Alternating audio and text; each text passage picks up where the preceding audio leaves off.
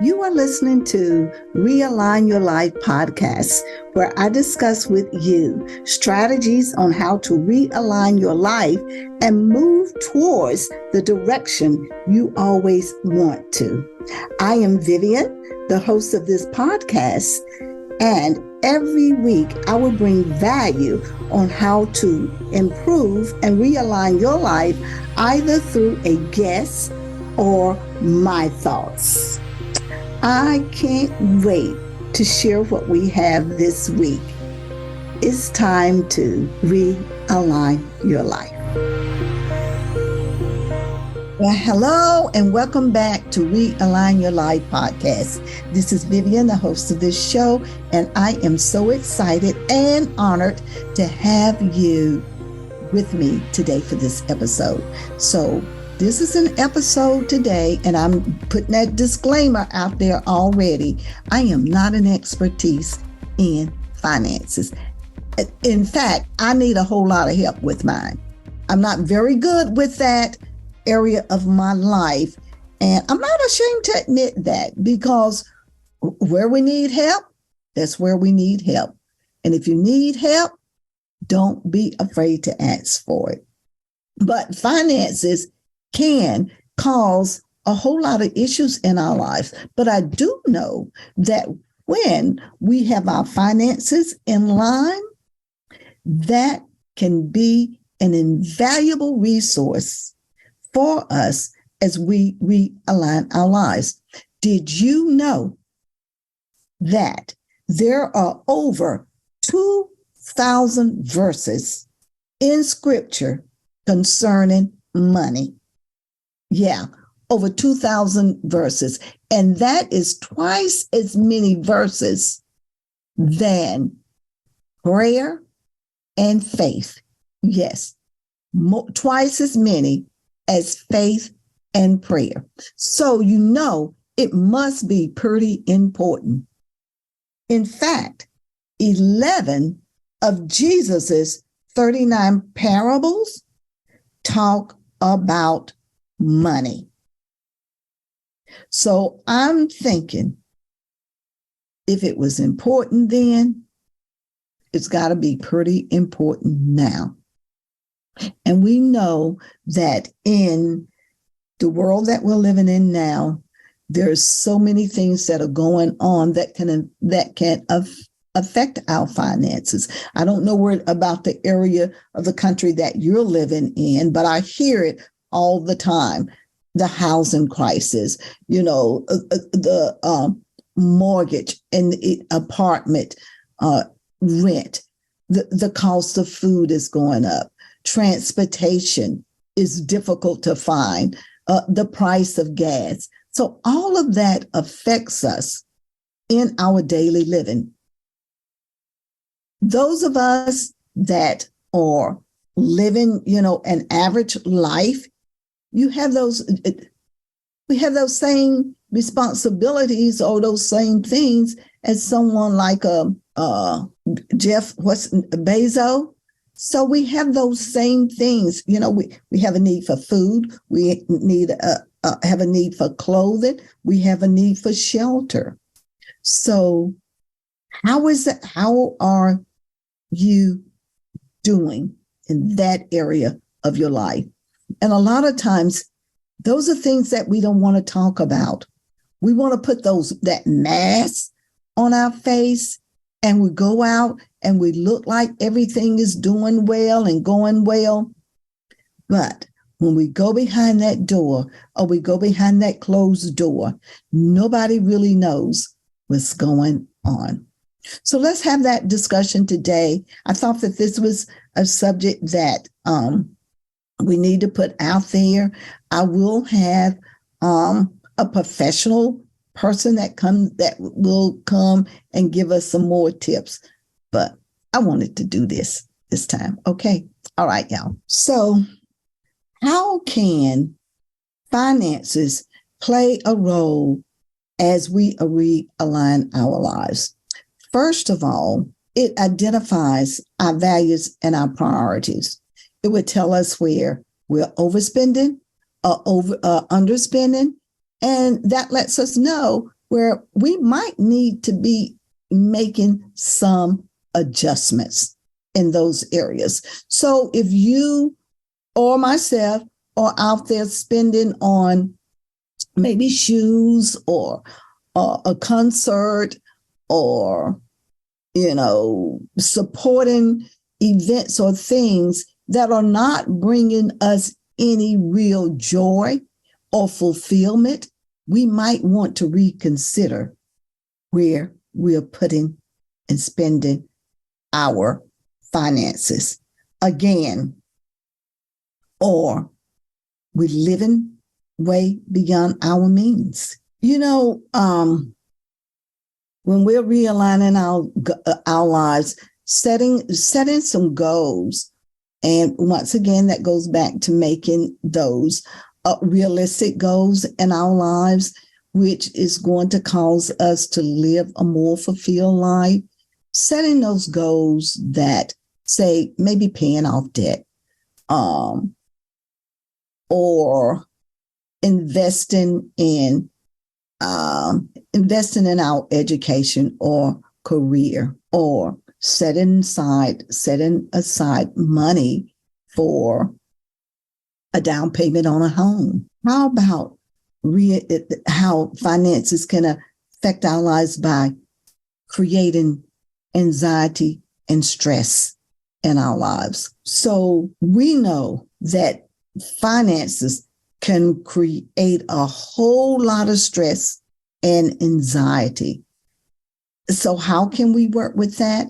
Or what can we do for that? Well, I would suggest creating a budget or establishing an emergency fund. And I know that may not be very easy to do in the beginning, but just taking those baby steps. And I would say there's a great financial person that is free a lot of times is Dave Ramsey. So check out. He has a YouTube station that is absolutely free, and check out how he can help guide you and guide us into taking those baby steps to be more financially savvy, getting out of debt and making sure that you don't establish no new debt, paying off those credit cards. The interest rates are out of the kazoo. So just making sure that you are taking those baby steps to pay off those high interest credit cards or whatever loans that you may have out there. And also just really making no more new debt, making a commitment not to make any new debt and becoming debt free. How about creating some greater opportunities? Because when we are living in alignment and we're moving toward the goals and living within the values that we have set for ourselves, we can create new opportunities for ourselves. There can be doors that are wide open when you are walking or when we are stepping in the right door, in the right directions. We may even be able to take a career risk or, really hone in on those passions that we have that will open up those new doors of opportunity for us. How about creating contentment and gratitude? I was just thinking how grateful I am and how blessed I am when we just think about the little things that we have.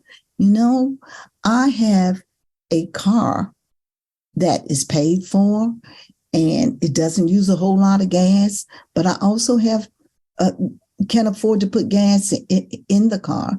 So it's just the little things that we have a roof over our head, or we're not hungry. We do have sufficient food. We are able to, to donate. We are able to support others.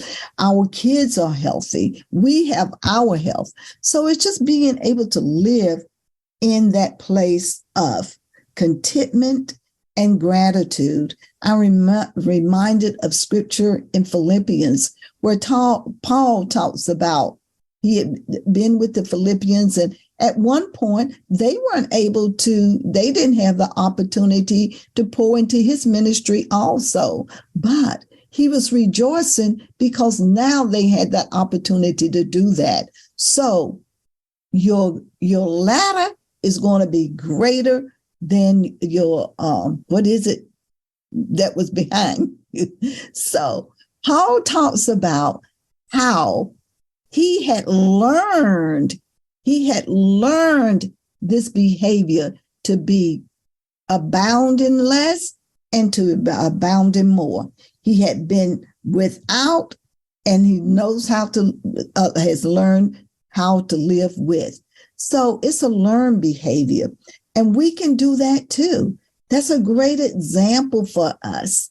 So what are some things that we can actually do to enhance our finances or make things look a little bit different for us and those that are around us? Investing in yourself. Investing in yourself is crucial. We talk about that over and over and over because, once again, that great commandment of love God, love others, and love yourself. And if you're not taking care of yourself, how can you feed into others? How can you support others? And so one of the ways that you can do that is educating yourself. And that doesn't mean that you have to pay thousands of dollars to go back to school. Just get a certification in something. Or there's a community college that's always offering free workshops. The colleges offer free resources, or your library.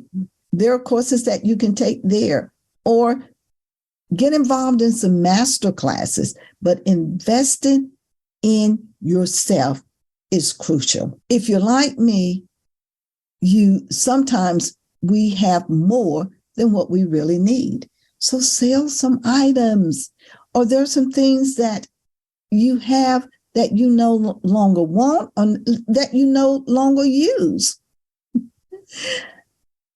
There are ways you can either donate them or you can sell them online. There is Poshmark.